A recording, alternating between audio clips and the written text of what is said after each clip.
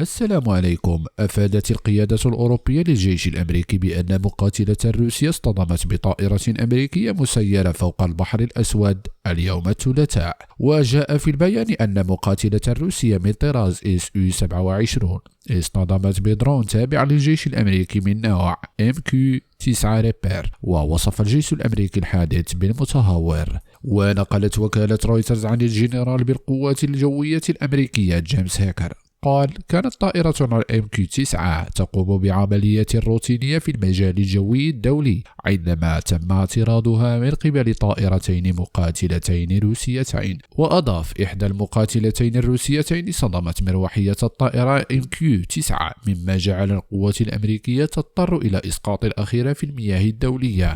وتابع: الحادث يدل على نقص الكفاءة بالإضافة إلى كونه غير آمن وغير مهني. ومن جهته قال المتحدث باسم الأمن القومي بالبيت الأبيض جون كيربي إنه جرى إطلاع الرئيس الأمريكي جو بايدن على تفاصيل الحادث. وأضاف: حادث الطائرة بدون الطيار كان غير آمن وغير احترافي ومتهور. وفي أعقاب ذلك أعلنت واشنطن استدعاء السفير الروسي، حيث قالت الخارجية الأمريكية إنه من المتوقع أن يلتقي السفير الروسي مع كبار المسؤولين الأمريكيين مساء اليوم. إلى اللقاء في خبر آخر. لا تنسى لايك للفيديو والاشتراك بالقناة. شكرا لكم.